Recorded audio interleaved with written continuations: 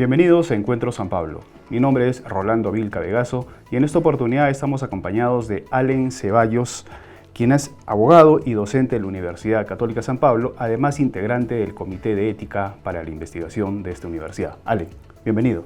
Buenos días, Rolando. Muchas gracias por la invitación y presto a contestar, todas las inquietudes que puedan tener acerca del Comité de Ética. Bien, Allen, primero quisiera empezar con ver qué tan importante es la valoración ética en el campo de la investigación científica.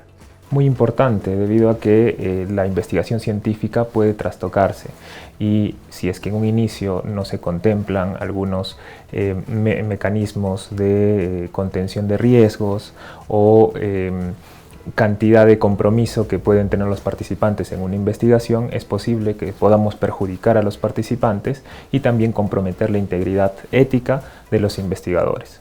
Ahora, esto no solo se circunscribe, por así decirlo, a la propuesta de investigación, sino a algunos temas controversiales, por así decirlo, ¿no? Es decir, cuando se colisiona, por ejemplo, con la vida del ser humano, ¿no? O con la manipulación de animales, incluso ahora que tanto se está hablando sobre el tema hasta medioambiental. Digamos, en esos campos, ¿qué tan, importante es justamente incidir en el tema de la valoración ética para saber qué investigar y cómo investigar?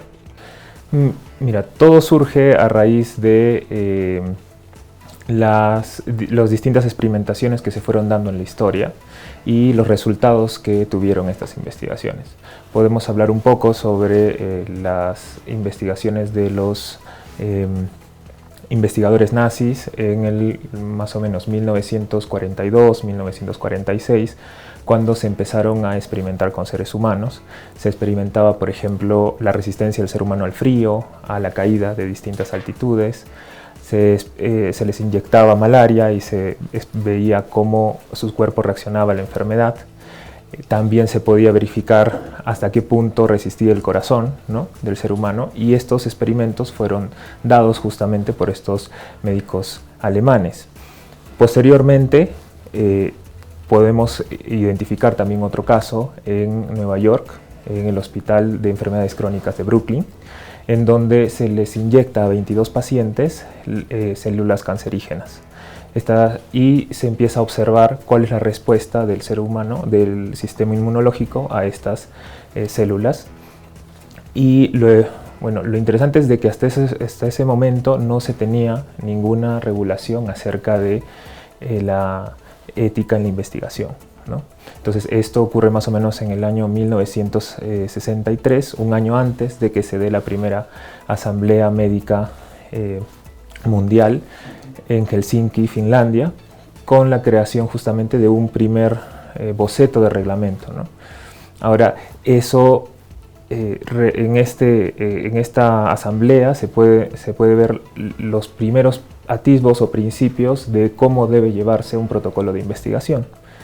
Y allí es donde se descubre que debe tratarse con respeto justamente la persona humana, también la vida animal y los ecosistemas. Ahora, a partir de este tratado de Helsinki, por así decirlo, se diseña lo que luego sería ya un código de ética que de alguna forma modele u oriente el desarrollo de la investigación científica. Sí, por supuesto. En 1964 se da esta Asamblea General y luego surgen alrededor de 10 o 15 asambleas más alrededor del mundo, y luego todas estas se concretizan en un cuerpo normativo en el 2013, que también se le conoce como Declaración de Helsinki. Y en esta declaración justamente se identifican principios básicos de la investigación, como el respeto a la persona humana, como el principio de beneficencia y no maleficencia, el principio de la integridad y responsabilidad de los investigadores y el principio de justicia y solidaridad para con los participantes. Ahora, ¿todas las instituciones que desarrollan investigación cumplen con este código, tanto a nivel Perú como a nivel internacional? Hoy en día ya es un estándar y la mayoría de reglamentos de ética, se podría decir en todo el mundo, todos están unificados y centrados en justamente esta declaración de Helsinki. A raíz de esta declaración es de que nuestro reglamento de ética, por ejemplo, del CONCITEC, está íntimamente vinculado a los lineamientos que se dieron en Helsinki. Claro, tú dices que a partir del 2013, me dices que... 2013 en adelante. En adelante ya de alguna forma toda la práctica científica está regulada. Sí, de alguna forma para que no colisione. Y armonizada. Pero siempre hay que revisar mucho qué entendemos nosotros por dignidad humana, ¿no? Y ese es el punto al que quería abordar en el caso de nosotros, bueno, la universidad entiende como dignidad humana a aquella dignidad que proviene no solamente del ser humano autónomo, sino también aquel embrión, ¿no?, que todavía no tiene autonomía, o aquel enfermo que sufre de alguna discapacidad y que no es autónomo, pero igual contiene esta dignidad, ¿no?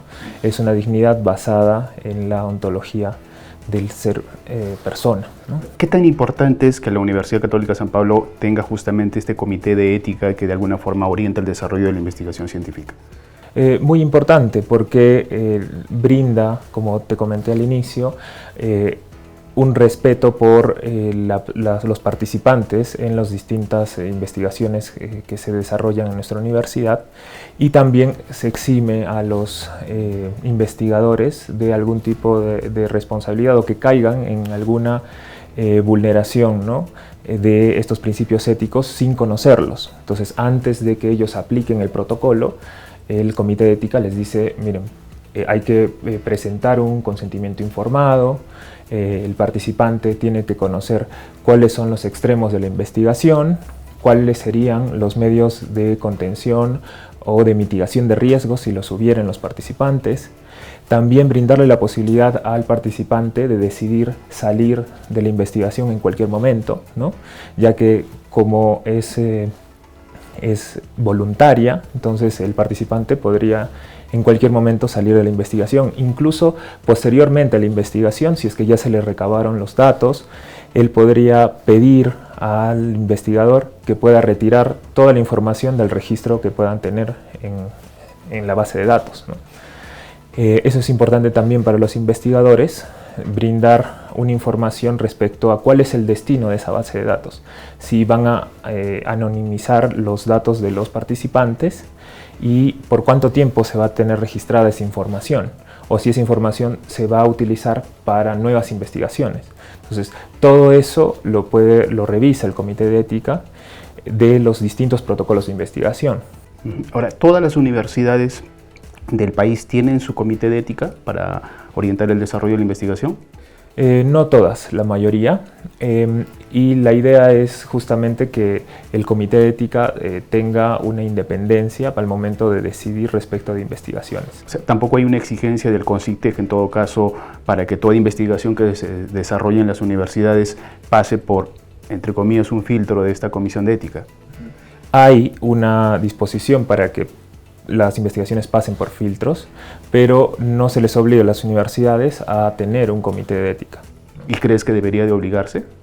La verdad es de que hay la cantidad hasta ahora de comités de ética necesaria.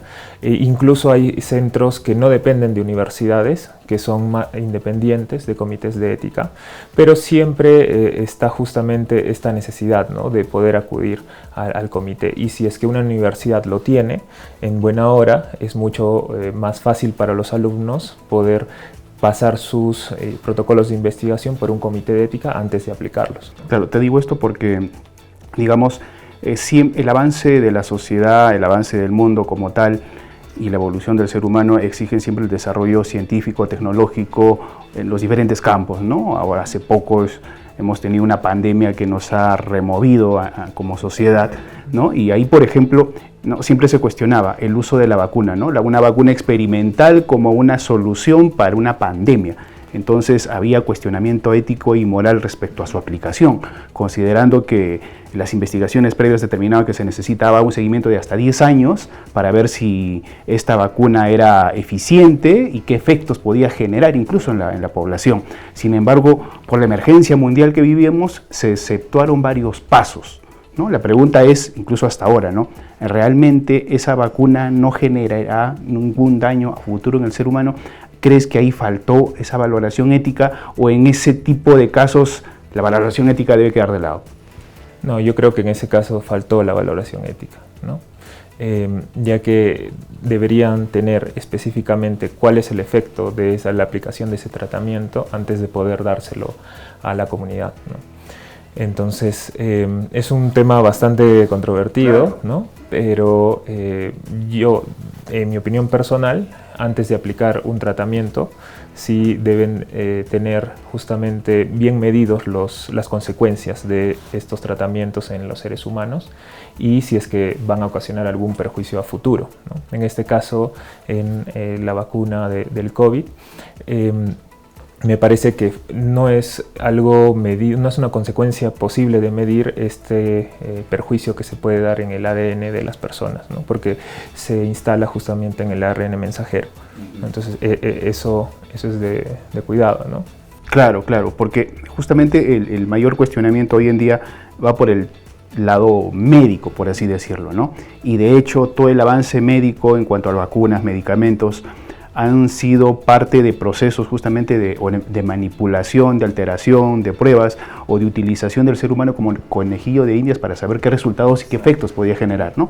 Entonces, ahí surge pues esa controversia entre, entonces, ¿cómo logramos encontrar, por ejemplo, la cura contra el cáncer si no experimentamos con pacientes para saber si el medicamento que hemos encontrado en ese momento va a ser o no pues exitoso? Sí, o sea, justo el avance de la ciencia propicia de que estas investigaciones o tratamientos puedan medirse las consecuencias. Entonces, si es que tú vas a experimentar en alguna persona, la persona tiene que tener conocimiento de qué es a qué se está sometiendo, y además de eso, tú tienes que tener una medida de mitigación de riesgos en el caso tú causes algún perjuicio. Entonces eso es importante en la experimentación que se puede dar en seres humanos, ¿no? Ahora, para que haya un medicamento que se experimente en seres humanos ha debido pasar un sinnúmero de procesos, incluso en experimentación en animales primero. Incluso la experimentación en animales también está bastante regulada, ¿no? Entonces esa sería la forma correcta. Ahora, ¿cómo hacer para que, digamos, este filtro de un comité de ética en general no sea una limitación, una limitante para el desarrollo de la investigación, recurriendo a este principio que decías tú, ¿no? Al principio de beneficencia, para que beneficie a la sociedad como tal y no limite, no trunque, no la deje pues ahí, digamos, sin poder desarrollar? Sí, o sea, ciertamente hay un bien común que buscamos al investigar, ¿no? Pero no hay que dejar de lado justamente el compromiso que pueden tener los participantes al momento de una investigación, ¿no? Si bien este principio señala de beneficencia y no maleficencia, quiere decir de que los resultados o el beneficio que tú obtienes de los resultados siempre tiene que ser mayor al compromiso que puedan tener los participantes para la investigación, y en ningún caso los participantes pueden ser perjudicados o vulnerados con esta experimentación. Claro, pero digamos, si nos remontamos al pasado, ¿no? Claro, obviamente antes del Tratado de Helsinki, antes del 2013, sí ha habido experimentación en seres humanos y muchos se han prestado a ser parte de esta experimentación, a veces incentivados incluso económicamente, ¿no? Entonces esto significaba pues un estímulo para que sean parte de eso sin prever lo que podía originar en ellos también. Exacto. Ahí también podemos identificar el caso de Tuskegee, esto en Alabama. Más o menos fue un periodo de 40 años, entre 1936 y 1976. Estos fueron 40 años que los médicos identificaron una población de 400 seres humanos de color negro y identificaron que tenían sífilis, pero nunca les dijeron que tenían sífilis y tampoco nunca los trataron con penicilina. En ese tiempo ya existía la penicilina. Entonces, en el transcurso de estos 40 años, los médicos publicaron cerca de 13 artículos de investigación en revistas de relevancia internacional. Imagínate, o sea, después de todo esto y alrededor de esos 400 iban muriendo en el transcurso de la investigación, y los médicos se aprovechaban de justamente esta experimentación, ¿no? Entonces, hay que verificar que esa investigación incluso va después de la primera Asamblea Médica Mundial de Helsinki de 1963. Entonces, quiere decir de que ha habido un montón de tiempo para, ha tomado un montón de tiempo para que esa asamblea pueda ratificarse en todos los países, que pueda concretarse en los estudios, y yo creo que poco a poco la ciencia va a ir avanzando y vamos a ir mejorando esta adaptación de los principios a las realidades nuevas que surgen. Claro, hoy en día tal vez es lo que falta más, ¿no? Asumir la valoración de la dignidad humana, como dijiste al inicio, respecto al impacto que va a tener la investigación, ¿no? Hoy en día, cuando se habla incluso de inteligencia artificial y toda la evolución tecnológica que tenemos. Y de hecho el tema da para más, o sea, y hay temas por ahí que siguen generando controversia. Pero dentro de la Universidad Católica San Pablo, digamos, por tu experiencia dentro del Comité de Ética, ¿cómo se ha podido ya orientar ya la investigación de los docentes que desarrollan a partir de lo que plantea este código? Sí, bueno, efectivamente el Comité de Ética desde sus inicios en la Universidad San Pablo ha revisado más que todo investigaciones de docentes, ¿no? Y estas investigaciones se circunscriben al campo psicológico y de la educación. Estas investigaciones se dan en participantes a través de encuestas. Dependiendo del tema de investigación, estas preguntas pueden ser más íntimas, menos íntimas, y dependiendo de ese rango de compromiso que se pueda dar con el participante, el Comité de Ética tiene que ir solicitando mayores medidas o requisitos que pueda tener la investigación para justamente mitigar los riesgos que estas preguntas puedan hacer en el participante. Quizás si es que la investigación, por ejemplo, puede ser una investigación sobre abuso sexual y hay un formulario o un cuestionario de abuso sexual que tú le haces a los participantes, hay que tener en cuenta de que son preguntas bastante íntimas y es posible de que en algún momento el participante pueda caer en una ansiedad o depresión. Entonces tendríamos que tener un protocolo de contención en el que tener personal capacitado, psicólogos o personal médico que pueda asistir a la persona, ¿no? Y informarle a la persona en todo momento de qué es lo que se le va a preguntar y para qué sirve o cuáles van a ser los resultados de esa investigación. Claro, creo que es muy importante justamente que este tipo de instituciones como la Universidad San Pablo oriente el desarrollo correcto de la investigación como tal, ¿no? Insisto, más aún en un mundo en el que hay también pues muchas corrientes hasta culturales e ideológicas que buscan, entre comillas, no reconocer pues la dignidad del ser humano o pasarla a un segundo plano o asumir estos reduccionismos de que la vida de un ser humano vale igual que la vida de una planta o de un ser vivo en general, ¿no? Entonces, claro. Eso va muy bien. Ahora, tú decías, no todas las universidades tienen un comité de ética. Sí. ¿Qué pasa en Arequipa, por ejemplo, si alguien que desarrolla investigación y quiere que su investigación pase por este filtro? ¿Este comité de ética de la universidad de alguna forma podría orientar su investigación? Sí, por supuesto. Cualquier entidad externa podría, o alumno de otra institución que realice alguna investigación, podría solicitar a la Dirección de Investigación de la universidad para que genere la solicitud a nuestro comité de ética, ¿no? Entonces la Dirección de Investigación presentaría la solicitud y nosotros podríamos valorar ese protocolo de investigación. Me parece que en algún momento ya lo hemos hecho con alguna investigación efectuada en la Universidad de San Agustín.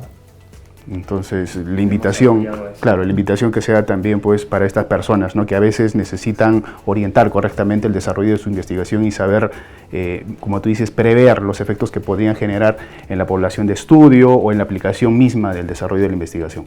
Exacto.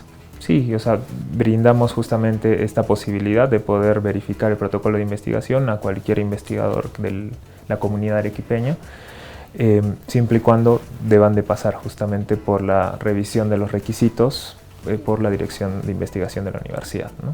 Bien, Allen, gracias por explicarnos, orientarnos cómo se desarrolla la investigación científica a partir del Código de Ética y esta invitación que has hecho pues, para toda persona interesada en desarrollar la investigación que de alguna forma se pueda adaptar a esto, a esta necesidad, a esta urgencia de hacer, entre comillas, más humana también la investigación.